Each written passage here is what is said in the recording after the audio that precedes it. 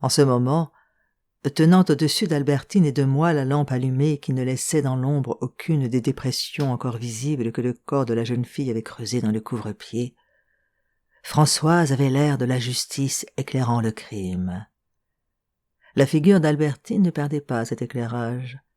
Il découvrait sur les joues le même vernis ensoleillé qui m'avait charmé à Balbec.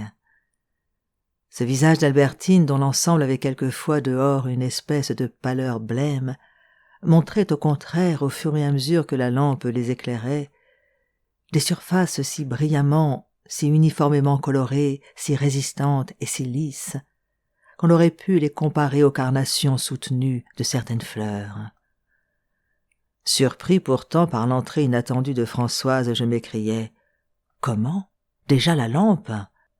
Mon Dieu, que cette lumière est vive !» Mon but était sans doute par la seconde de ces phrases de dissimuler mon trouble, par la première d'excuser mon retard. Françoise répondit avec une ambiguïté cruelle. « Faut-il que j'éteigne ?»« Teigne » glissa à mon oreille Albertine, me laissant charmer par la vivacité familière avec laquelle elle insinua cette affirmation psychologique dans le ton interrogatif d'une question grammaticale. Quand Françoise fut sortie de la chambre et Albertine rassise sur mon lit, « Savez-vous ce dont j'ai peur, lui dis-je ? C'est que si nous continuons comme cela, je ne puisse pas m'empêcher de vous embrasser. » Ce serait un beau malheur. Je n'obéis pas tout de suite à cette invitation, car Albertine avait une prononciation si charnelle et si douce que rien qu'en vous parlant, elle semblait vous embrasser. Une parole d'elle était une faveur, et sa conversation vous couvrait de baisers. Et pourtant elle m'était bien agréable, cette invitation.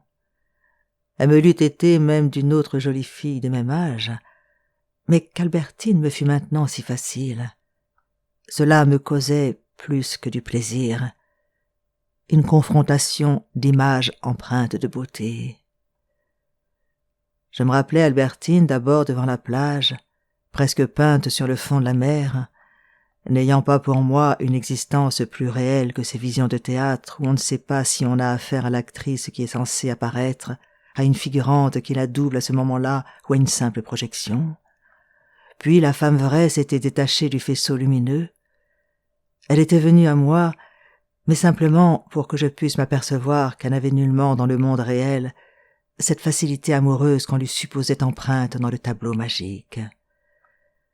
J'avais appris qu'il n'était pas possible de la toucher, de l'embrasser, qu'on pouvait seulement causer avec elle, que pour moi, elle n'était pas plus une femme que des raisins de jade, décoration incomestible des tables d'autrefois, ne sont des raisins.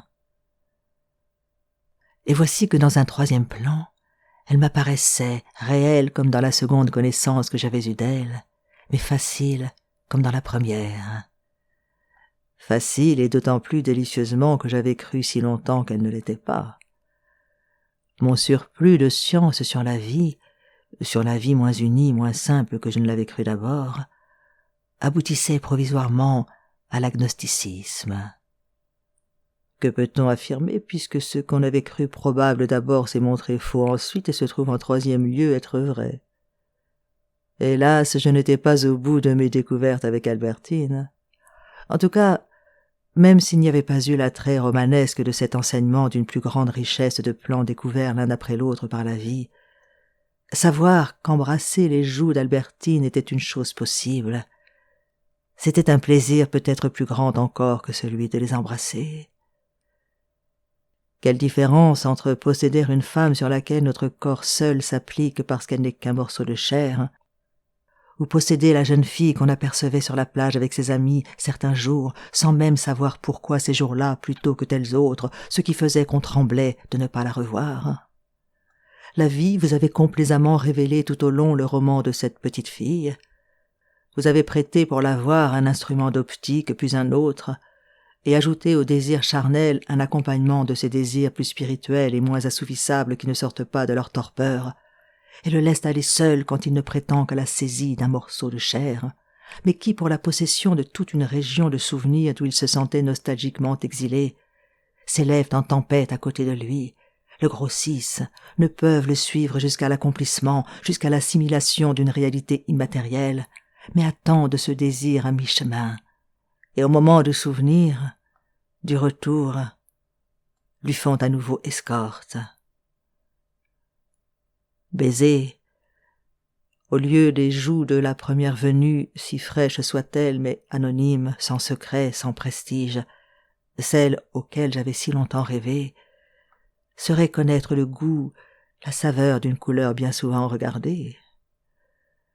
On a vu une femme, simple image dans le décor de la vie comme Albertine profilée sur la mer, et puis cette image on peut la détacher, la mettre près de soi, et voir peu à peu son volume, ses couleurs, comme si on l'avait fait passer derrière les verres d'un stéréoscope.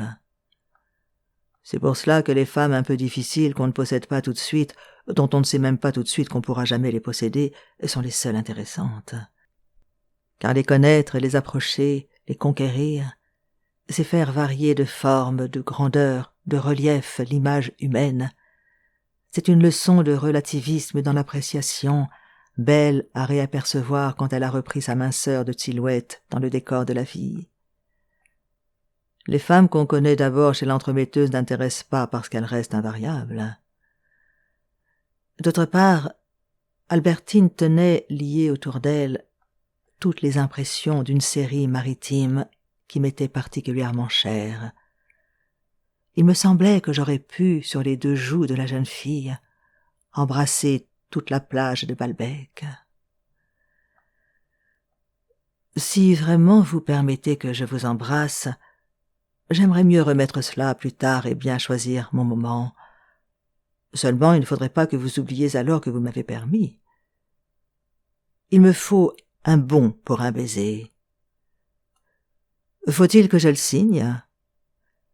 Mais si je le prenais tout de suite, en aurais-je un tout de même plus tard? Vous m'amusez avec vos bons, je vous en referai de temps en temps. Dites-moi encore un mot.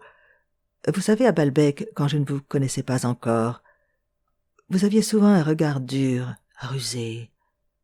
Vous ne pouvez pas me dire à quoi vous pensiez à ces moments-là? Ah, je n'ai aucun souvenir.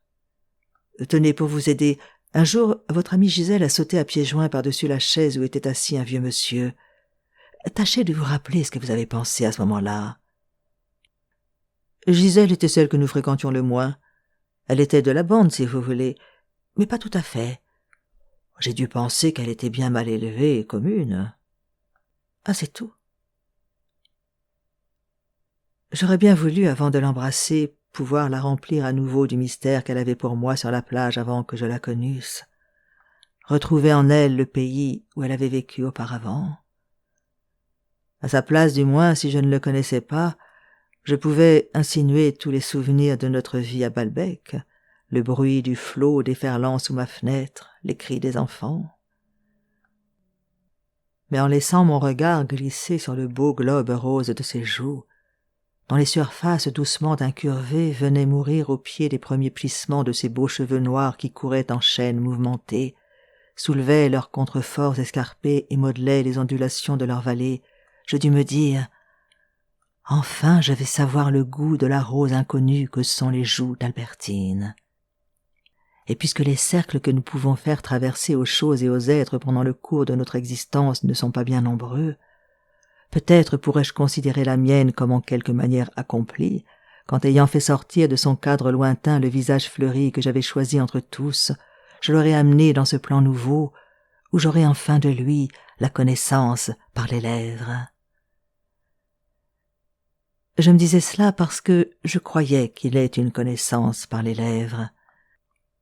Je me disais que j'allais connaître le goût de cette rose charnelle, parce que je n'avais pas songé que l'homme, créature évidemment moins rudimentaire que l'oursin ou même la baleine, manque cependant encore d'un certain nombre d'organes essentiels, et notamment n'en possède aucun qui serve au baiser. À cet organe absent, il supplée par les lèvres. et par là arrive-t-il peut-être à un résultat un peu plus satisfaisant que s'il était réduit à caresser la bien-aimée avec une défense de cornes. Mais les lèvres, faites pour amener au palais la saveur de ce qui les tente, doivent se contenter, sans comprendre leur erreur et sans avouer leur déception, de vaguer à la surface et de se heurter à la clôture de la joue impénétrable et désirée. D'ailleurs, à ce moment-là, au contact même de la chair, les lèvres, même dans l'hypothèse où elles deviendraient plus expertes et mieux douées, ne pourraient sans doute pas goûter davantage la saveur que la nature les empêche actuellement de saisir, car dans cette zone désolée où elles ne peuvent trouver leur nourriture, elles sont seules. Le regard puis l'odorat les ont abandonnées depuis longtemps. D'abord, au fur et à mesure que ma bouche commença à s'approcher des joues que mes regards lui avaient proposé d'embrasser, ceux-ci se déplaçant virent des joues nouvelles. Le cou aperçu de plus près, comme à la loupe, montra dans ses gros grains une robustesse qui modifia le caractère de la figure. Les dernières applications de la photographie, qui couchent au pied d'une cathédrale toutes les maisons qui nous parurent si souvent de près presque aussi hautes que les tours, font successivement manœuvrer comme un régiment par file, en ordre dispersé, en masse serrée, les mêmes monuments, rapprochent l'une contre l'autre les deux colonnes de la Piazzetta tout à l'heure si distantes, donnent successivement pour cadre à une même église les arcades de toutes les autres. Je ne vois que cela qui puisse, autant que le baiser, faire surgir de ce que nous croyons une chose à aspect défini, laissant autre chose qu'elle est tout aussi bien, puisque chacune est relative à une perspective non moins légitime. Bref, de même qu'à Balbec, Albertine m'avait souvent paru différente, maintenant, comme si en accélérant prodigieusement la rapidité des changements de perspective et des changements de coloration que nous offre une personne dans nos diverses rencontres avec elle, j'avais voulu les faire tenir toutes en quelques secondes pour recréer expérimentalement le phénomène qui diversifie l'individualité d'un être et tirer les unes des autres comme d'un étui toutes les possibilités qu'il enferme. Dans ce court trajet de mes lèvres vers sa joue, c'est 10 Albertines que je vis. Cette seule jeune fille étant comme une déesse à plusieurs têtes, celle que j'avais vue en dernier, si je tentais de m'approcher d'elle, faisait place à une autre. Du moins, tant que je ne l'avais pas touchée, cette tête, je la voyais. Un léger parfum venait d'elle jusqu'à moi. Mais hélas, car pour le baiser, nos narines et nos yeux sont aussi mal placés que nos lèvres mal faites. Tout d'un coup, mes yeux cessèrent de voir. À son tour, mon nez s'écrasant ne perçut plus aucune odeur. Et sans connaître pour cela davantage le goût du rose désiré, j'appris à ces détestables signes qu'enfin j'étais en train d'embrasser la joue d'Albertine.